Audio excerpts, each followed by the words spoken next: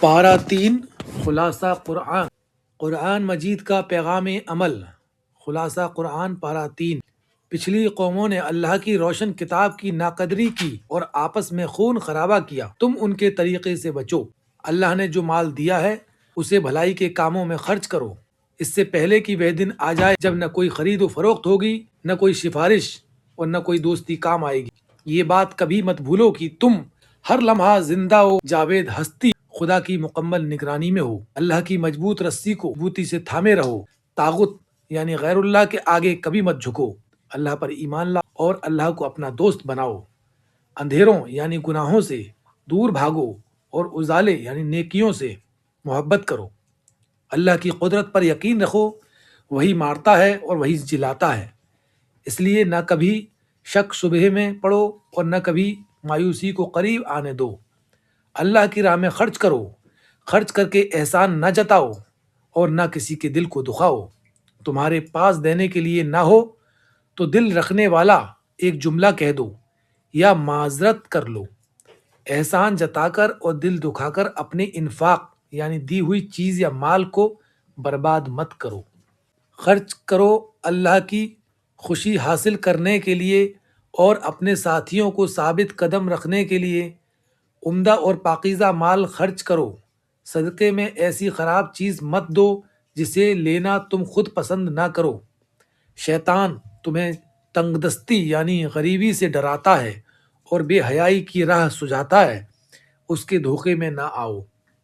اللہ سے لو یعنی تعلق لگاؤ۔ اللہ مغفرت اور مہربانی کا وعدہ کرتا ہے اور انفاق یعنی چیریٹی کرنے والوں کو حکمت کی دولت سے نوازتا ہے۔ خرچ کرتے وقت ان غریبوں کو تلاش کرو جو کہیں گھرے ہوئے ہیں اور مجبور ہیں، وہ ضرورت مند ہیں مگر ان کی خودداری انہیں ہاتھ پھیلانے نہیں دیتی۔ اللہ کو ایسے خوددار لوگ پسند ہیں۔ اپنے اندر انفاق یعنی اللہ کی راہ میں خرچ کا جذبہ بڑھاؤ۔ دن رات خرچ کرو، کھلے چھپے خرچ کرو۔ سود یعنی بیاج حرام ہے۔ اپنے مال کو سود سے پاک رکھو۔ اللہ کی ناراضگی سے بچو اور جو سود تمہارا واقعی رہ جائے اسے چھوڑ دو۔ ظلم سے بچو اور یاد رکھو قرض دے کر زیادہ لینا ظلم ہے اور قرض لے کر کم لوٹانا بھی ظلم ہے۔ اگر قرض لینے والا تنگ دست یا پریشان ہو تو خوشحالی تک اسے مہلت دو اور اسے معاف کر دو تو یہ زیادہ بہتر ہے۔ قرض کا لین دین ہو تو اسے لکھنے کا اہتمام کرو، اس کے لیے گواہی کا انتظام کرو۔ جو خود نہ لکھوا سکے تو اس کا ولی یعنی سرپرست لکھوائے، اور ولی اللہ سے ڈرے اور لکھنے میں کوئی کمی بیشی نہ کرے۔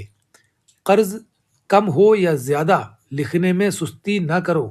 لکھنے والے اور گواہی دینے والے بھی اللہ سے ڈریں اور ایسا کچھ نہ کریں جس سے کسی فریق یعنی پکش کو نقصان پہنچے۔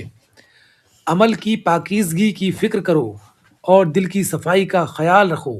یاد رکھو کہ جو تمہارے دل میں ہے اور جو تمہارے عمل سے ظاہر ہے اللہ سب سے واقف ہے اور سب کا حساب لے گا۔ دعوت دین اور تبلیغ میں اپنی ساری طاقت لگا دو، ساتھ ہی اللہ سے مدد کی دعا بھی کرتے رہو۔ اللہ کے تمام کام یعنی حکموں پر ایمان لاؤ اور دل کی ٹیڑھ یعنی اللہ کی بات نہ ماننا سے اللہ کی پناہ مانگو۔ عورتیں، بچے، سونا چاندی، گھوڑے، مویشی اور کھیت، یہ سب کچھ دنیا کی چند دنوں کی زندگی کا سامان ہے۔ ان کی محبت میں گرفتار نہ ہو اور جنت کے طلبگار بنو۔ تم ایسے بن جاؤ کہ صبر تمہارا شیوا یعنی طریقہ ہو، سچائی تمہاری عادت ہو، فرما بردار تمہاری پہچان ہو، اللہ کی راہ میں خرچ کرنا تمہاری صفت ہو، اور رات کے آخری پہر میں اللہ سے استغفار کرنا تمہاری عادت ہو۔ یاد رکھو اللہ کے احکام کو جھٹلانا اور نبیوں کو قتل کرنا بہت بڑا جرم ہے، اور ان لوگوں کو قتل کرنا بھی بہت بڑا جرم ہے جو لوگوں کو انصاف اور راست بازی کی تلقین کرتے ہیں۔ عزت و سربلندی کا مالک اللہ ہے، وہ جسے چاہتا ہے اقتدار یعنی شاسن دیتا ہے، اور جسے چاہتا ہے چھین لیتا ہے، اور جسے چاہتا ہے عزت دیتا ہے، اور جسے چاہتا ہے رسوا کر دیتا ہے۔ سارا خیر اسی کے ہاتھ میں ہے، وہ جسے چاہتا ہے بے حساب نوازتا ہے۔ تم اللہ پر ایمان رکھتے ہو تو اللہ کا انکار کرنے والوں کو دوست نہ بناؤ، اور ان سے ہر طرح سے ہوشیار رہو۔ تم اللہ سے محبت کرتے ہو تو نبی کی پیروی کرو، اللہ تم کو دوست رکھے گا۔ زندگی کے ہر معاملے میں اللہ اور اس کے رسول کی اطاعت کرو۔ اپنی اولاد کے سلسلے میں مریم کی ماں سے نصیحت لو، کس طرح ان کے پیدا ہونے سے پہلے ہی انہیں اللہ کے لیے وقف کر دیا، اور پیدا ہو جانے کے بعد یہ تمنا کی کہ یہ بچی شیطان سے محفوظ رہے اور اس بچی کی اولاد بھی محفوظ رہے۔ زکریا کے واقعے سے سبق لو، دل میں نیک خواہش پیدا ہو تو اللہ کے سامنے دعا کے لیے ہاتھ پھیلاؤ۔ یہ مت دیکھو کہ اسباب موافق یعنی پکش میں ہیں یا مخالف۔ اللہ جو چاہے وہ کر سکتا ہے۔ اللہ کی نعمتوں پر اللہ کو خوب خوب یاد کرو۔ جب اللہ کے دین کو مدد کی ضرورت ہو تو دیر مت کرو، اور بڑھ کر کہو کہ ہم ہیں۔ اللہ کے مددگار اللہ کی کتاب پر ایمان لانے اور رسول کی پیروی کرنے میں ذرا بھی دیر نہ لگاؤ، اور اپنے آپ کو حق کی گواہی دینے والوں کی صف یعنی قطار میں کھڑا کرو۔ عبادت صرف اللہ کی کرو، اس کے ساتھ کسی کو شریک نہ ٹھہراؤ، اور اللہ کے سوا کسی کو رب نہ بناؤ۔ ان چیزوں میں کبھی سمجھوتا نہ کرو، اور دوسروں کو بھی انہی اصولوں کی دعوت دو۔ ابراہیم علیہ السلام اللہ کی طرف پوری طرح یکسو یعنی ایکاگر تھے، اور اللہ کے انتہائی فرما بردار تھے۔ انہی کا راستہ اختیار کرو، دوسرے تمام راستے گمراہی کی طرف لے جانے والے ہیں، ان سے ہوشیار رہو۔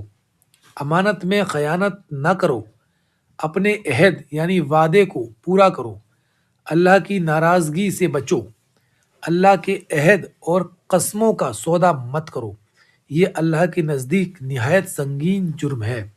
اللہ کو چھوڑ کر کسی کو رب نہ بناؤ، فرشتوں کو بھی نہیں اور نبیوں کو بھی نہیں۔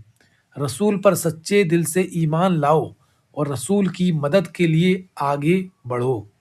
انواد ڈاکٹر محی الدین غازی۔